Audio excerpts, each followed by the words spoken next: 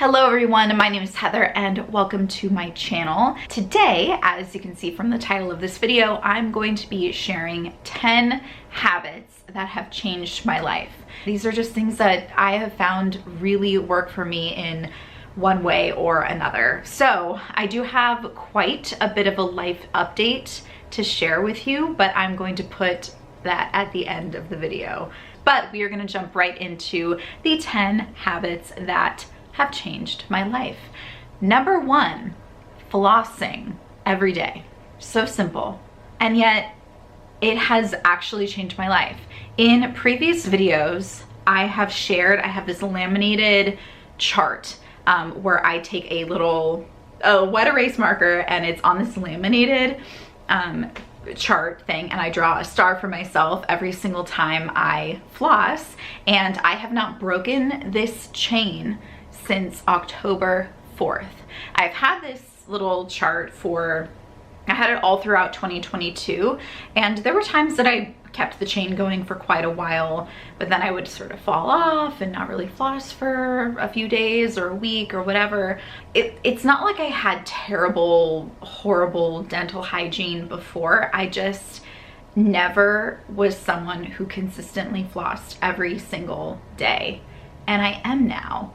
And something about that, just doing that and knowing that about myself, like it's now become like part of my personality.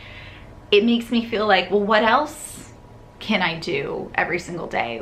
And it has shown me that a little habit like that can be incorporated into a daily routine because it is so small. It does not take a lot of time. It's like 1 to 2 minutes, kind of depending on how slow and meticulous I'm being, but I could do it pretty quickly, but I can just fit it in. And even if it's the very end of the day, it's like 10:30, 11 o'clock at night, and I'm exhausted, and I'm like, oh, I didn't do it because I haven't broken the chain in so long, I'm just like, it's only gonna take a minute. Just go do it. And every time I go to the dentist, which I go twice a year, they go, do you floss? And actually, they stopped asking because they can tell. I don't know if I don't know, I used to dread going to the dentist because I'd be like, yeah, I floss. And I did not, but it was obvious because I would get cavities. And now it's like, oh, I do. I have a chart. And I've taken this little, I guess, self-hack, because I don't know if it's a hack that would work for everyone, the laminated chart, and I have made one for my skincare, and currently trying not to break the chain of making sure I'm not only doing morning skincare, but I'm also doing a pretty good evening skincare. It's there. It's a visual cue. And that's definitely something I learned. I think it was in The Power of Habit, the book in The Power of Habit, either that one or Atomic Habits. I can't remember, but it talks about the science of building a habit and how you build it. Like, you need a cue. You need to have a cue, a visual or some kind of sensory cue that makes you think of the habit. The second habit, which also happens to be a daily habit, that I have been doing for years that has changed my life, is practicing a language on Duolingo. When I first wrote this list, I put French, but recently I started learning Greek because I'm going to Greece in August with one of my really good friends, and I thought, you know what, let me try to learn some conversational Greek.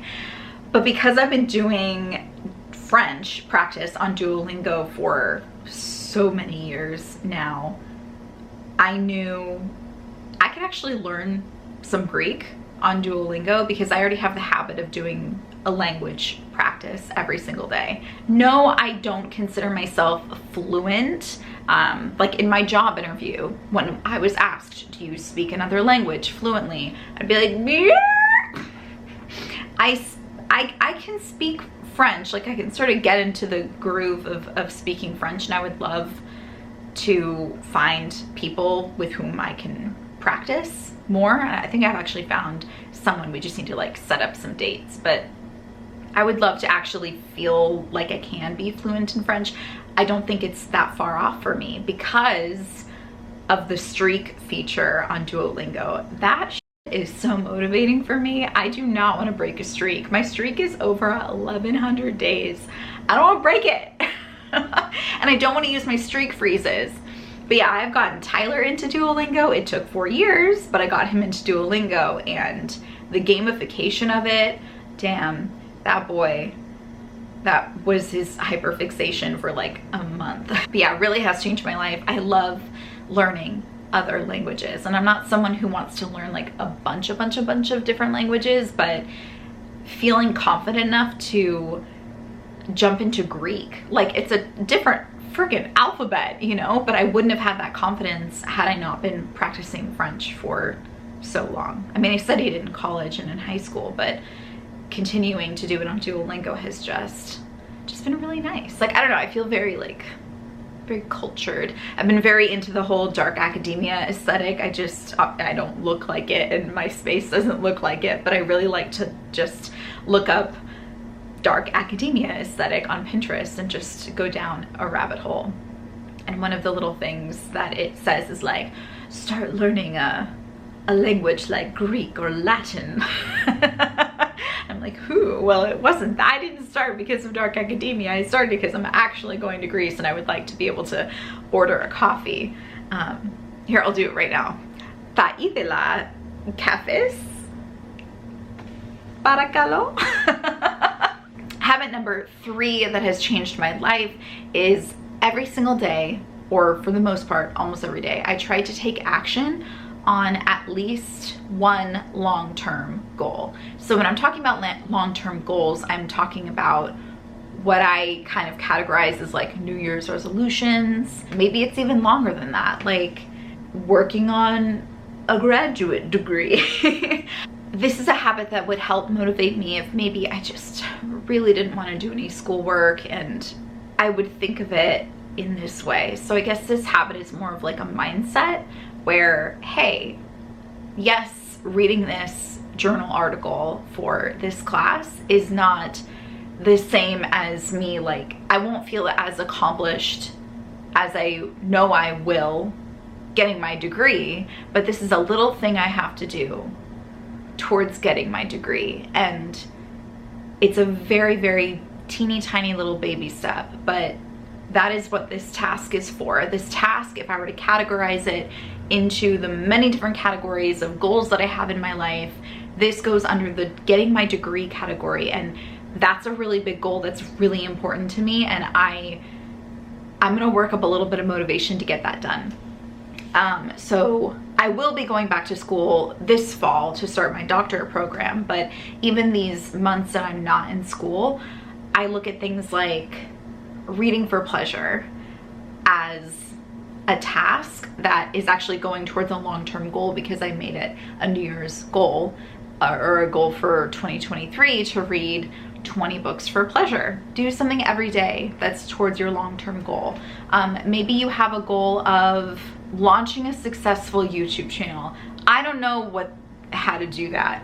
I've never been able to do that, but maybe that's your goal, and maybe that for you is like your priority. That is a goal that you put in like your number 1, number 2 spot of, this is something that I definitely want to achieve. I want that for myself. And so for you, that looks like, all right, well, what is every day? What can I do every single day towards that goal? Brainstorming content ideas. Hey, did I film some B-roll today? Did I do some editing today? Did I make a thumbnail today? Like, it could be anything towards that long-term goal. And maybe today you've got 10 subscribers, but maybe in a year of doing something for that long-term goal every day, you'll get your first 1,000, and then more and more and more. 4th habit that changed my life is kind of an anti-habit.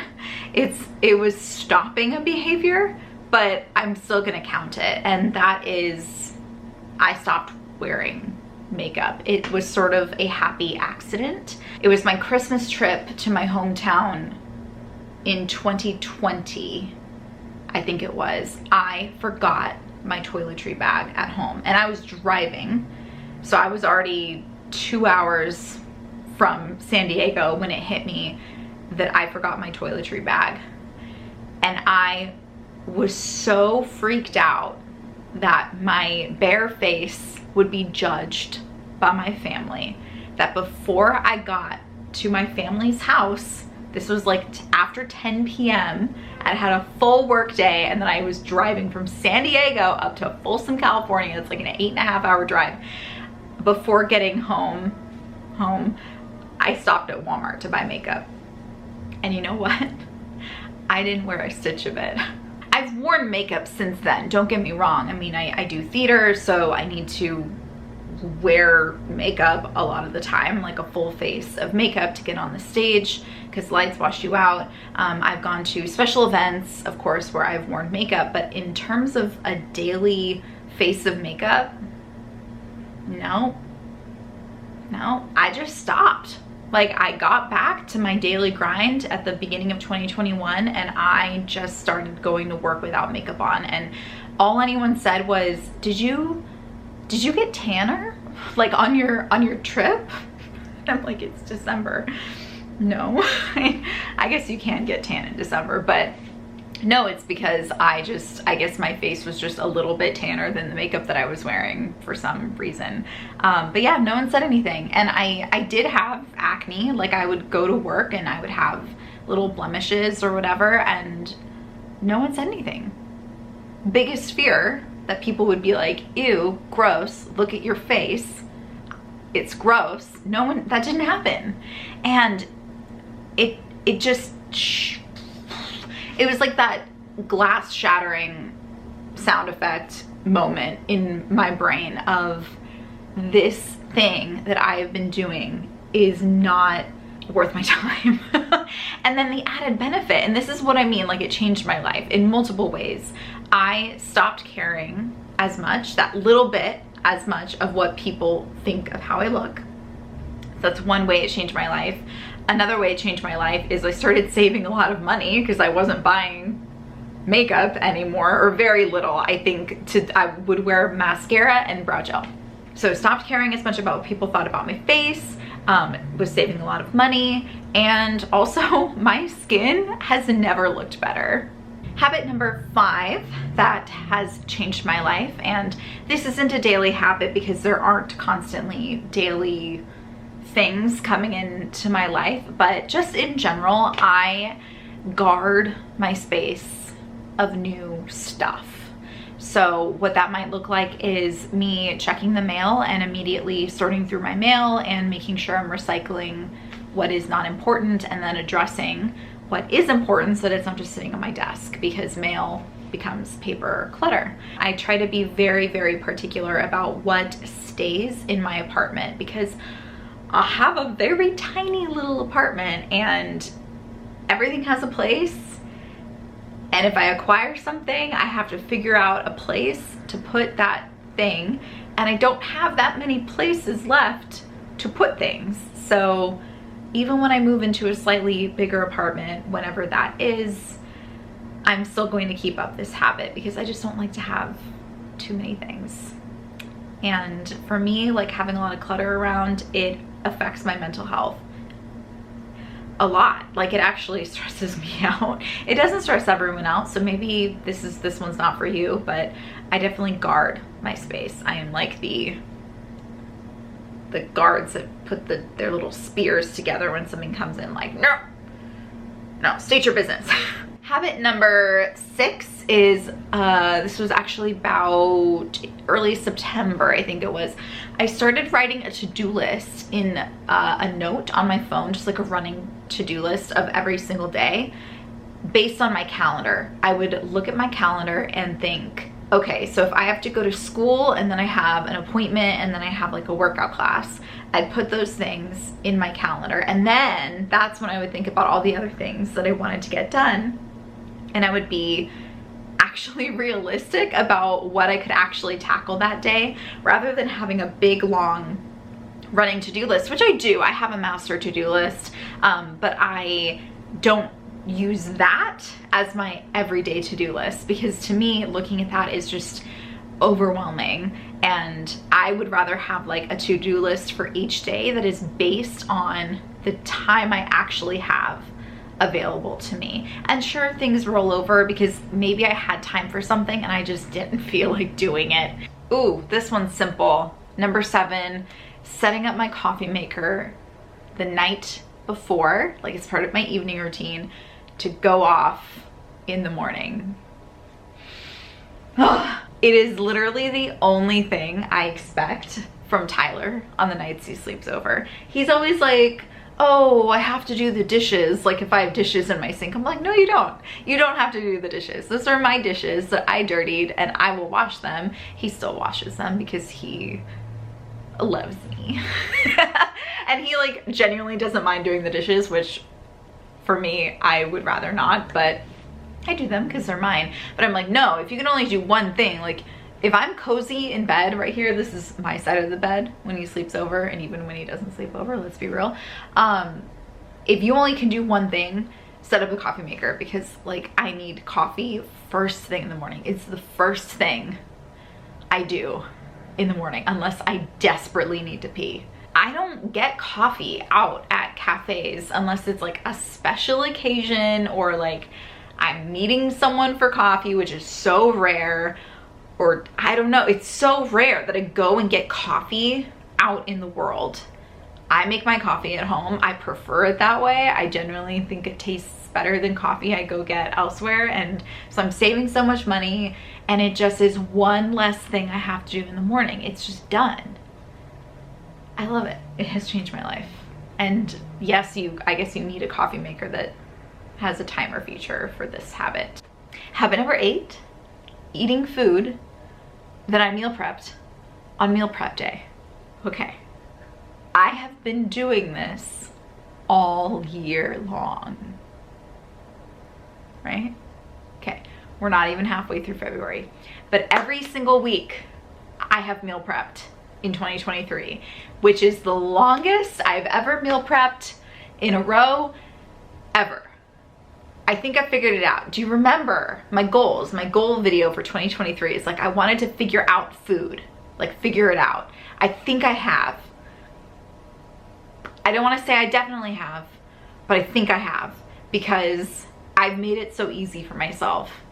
I have taken off something on my typical Sunday to-do list, and I think it has made my life so much easier. Like I don't worry about working out on Sundays. My priority on Sundays, if I don't have a show to perform, my priority is to get my butt to the grocery store, buy what I need, and right away I come home from the grocery store and I meal prep the food that I bought at the grocery store. How many times can I say grocery store without stumbling over my words? It's like life-changing. If you want a video on my meal prep routine, let me know, because it's so simple and I'm not quite bored of it yet. I know at some point I'm gonna need to switch things up, but so far so good, because it's huge. And then actually eating that food throughout the week and not eating out as much. Like Tyler and I, for a while we were pretty good about not eating out very much, but I feel like 2022, we got food out a lot. Like most of the nights he slept over, we were getting food out.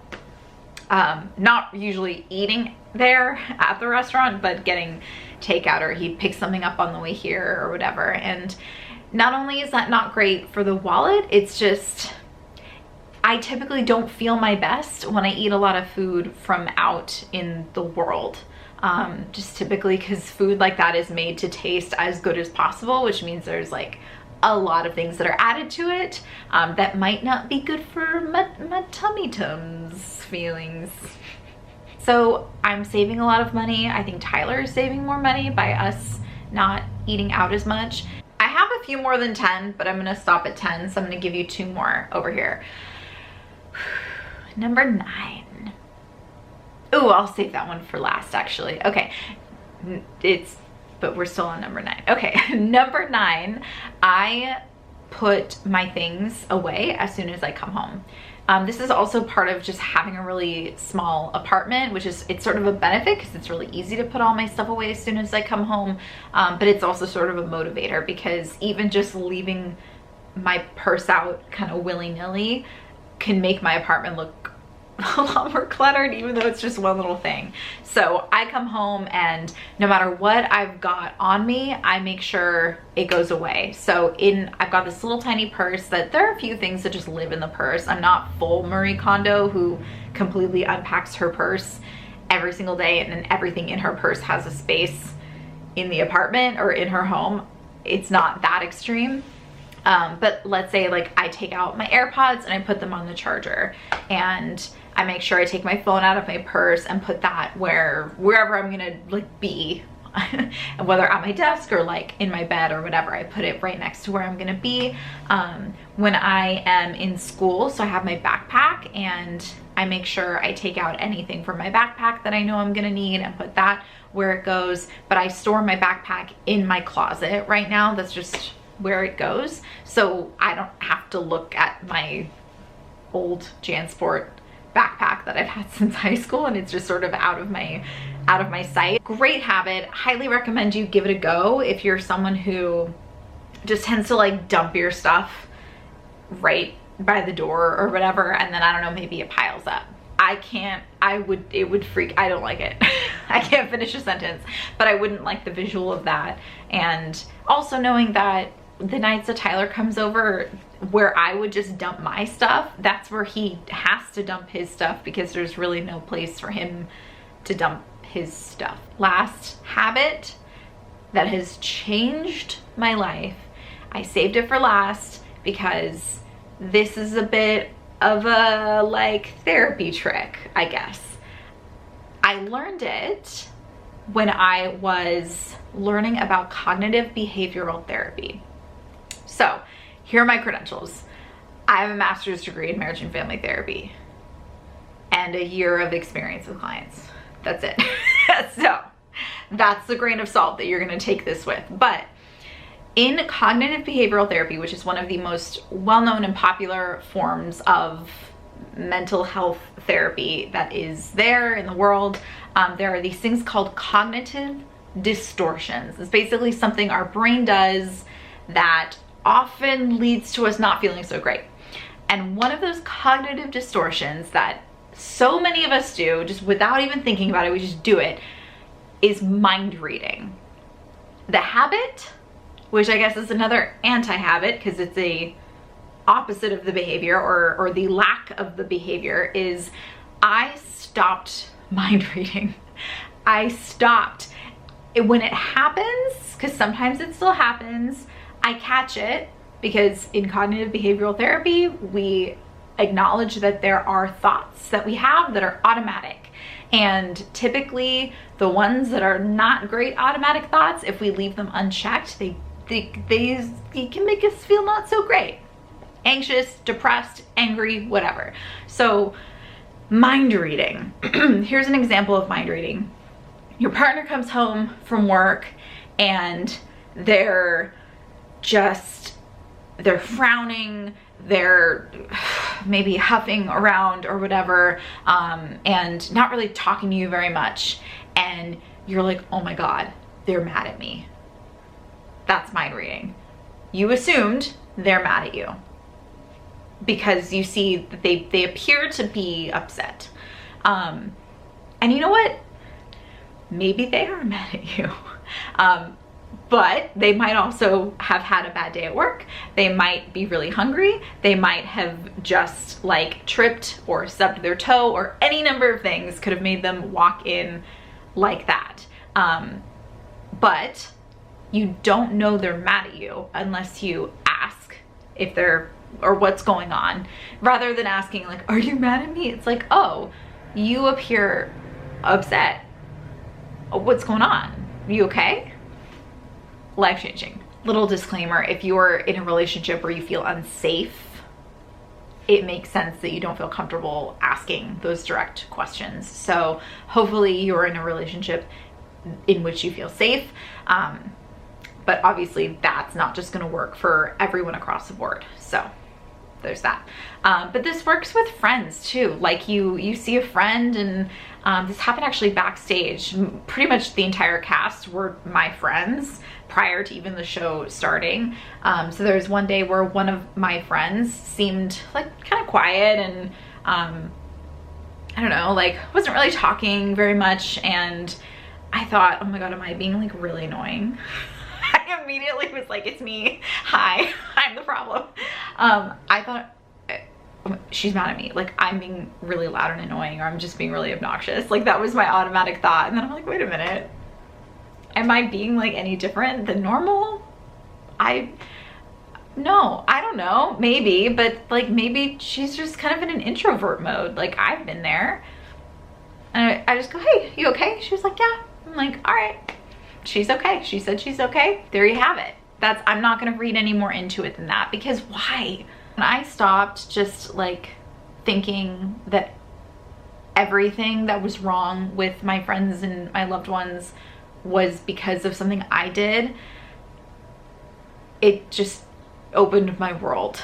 Those are my 10 habits that I have been doing for anywhere from like 3 months to many, many years that have changed my life. I had a couple more, but I'm gonna save them. If you enjoyed this video, maybe I'll do another one, but I won't know if you enjoyed it unless you give it a thumbs up and leave a comment down below. So what was your favorite daily habit? What's something that you've tried that didn't work for you, or something you kind of want to try, or one of your daily habits, or any habits in general that you feel like changed your life, and maybe I will try that daily habit. I keep saying daily, it doesn't have to be daily. Thank you so much for watching. I hope you enjoyed this video, and I will see you in the next one. Bye. Okay, life update. I got hired at the place where I did my practicum, which is another word for internship. I got hired at a job, like a job for money. I'm gonna be working for money. And I start this job next week on Monday. Oh, it's finally happening. It's finally happening. Oh my God. I've been in such a weird state for the past couple weeks because I've known about this job for the past 2 weeks, and which has been great because it's like I've been able to sort of enjoy these 2 weeks without that stress of like I'm unemployed and I don't know when that's going to be over, but also like I don't have a job, but I know I will have a job. I know there's an end date to my not having an income, but I have all this free time now, so let me appreciate it now. I've been getting so much sleep and just reading so much. It's been so great. I was going to try to be moving out of this apartment like in March, but now I don't know. Now I want to kind of slow myself down and hold off until I have a couple of paychecks under my belt. And I'm desperate to leave this apartment, don't get me wrong, but I could be more desperate, and being more desperate would probably look like experiencing another summer in this sweltering apartment, because it becomes quite sweltering in the summertime. So I know I have another month or two of really nice weather, and I don't have to worry about like dying of heat stroke in here. So there's that. So I've got some time, but I will be going month to month starting in March in terms of like my lease, my what is it called? Rent payment, whatever. So hopefully they don't increase it, even though my lease is ending at the end of the month. I'm just not gonna say anything and just hope they don't increase it. But yeah, just really slow it down, get a couple paychecks under my belt, get a better picture of what my budget is, because rent in San Diego is ridiculous. It's ridiculous. Like this apartment, which I have not done a full apartment tour, but if you've been on my channel for a while, you've seen my apartment. I mean, like, just check out any of my cleaning videos. That's my apartment. It's a very tiny. It's I think it's less than 500 square feet, and like almost half of that is my bathroom. Like I have a disproportionately large bathroom compared to the size of the rest of my apartment, but very small apartment. No dishwasher, doesn't have a bathtub, doesn't have a garbage disposal. I could list many, many things my apartment does not have. Doesn't have air conditioning, which is fine except for like 4 months out of the year, which is a long time. Anyway, okay, it is $1,125 a month. To be fair, that includes water, gas, electric, trash. So most utilities. I have to pay extra just for my internet, which is pretty normal. So there's that. I'm looking around because I would love a 1-bedroom. I would love to have a living room. That'd be great. I want to have like people over. And we're looking at, I'm not even looking at here in my neighborhood because I mean, I want to live closer to where I'm going to be working, which is in East County, like East San Diego County. So that's a little bit, it's slightly cheaper, just slightly, a little bit cheaper. And a 1-bedroom apartment, I'm looking at like at the lowest of the low, like $1,750 a month, which I think is going to be just under 50% of my monthly pay. And I'm freaked out. Like, what if, I don't know, the internet is saying that places want to see that your income or that the rent is 30%, just 30% of your income. And honestly, like that'd be really nice because I would like to be able to afford to enjoy my life because I haven't been able to afford to actually enjoy my life in years. And I've been relying on my friends and Tyler to like help me go and do things and have fun and make memories and all of that. But I've just been living with the belt pulled as tightly as possible, living off of these student loans and everything. And I'm so excited to make money. And yes, I want to move out, but I don't just want to like immediately move out and not really think about what that's going to look like and have an idea of like how much money I'm going to have left over at the end of the month to pay my other bills and things. Because most places, like that $1,750 I mentioned, does not include gas and electric. Which electricity, like I have never had an electricity bill in my life because I never had to pay one because my ex-husband dealt with all of that. I don't know. I'm like imagining it's like $120 a month, which maybe it's not that much, or maybe I'm looking at like even more than that in the summer months with air conditioning. But anyway, that's my big life update. It's really, really big, really huge. I'm really excited. Life is happening. Things are moving forward. And yeah, it's good. It's scary, but it's good. Thanks for listening to my life update. I've already like done an outro, so I don't know why I'm still talking. Okay, bye.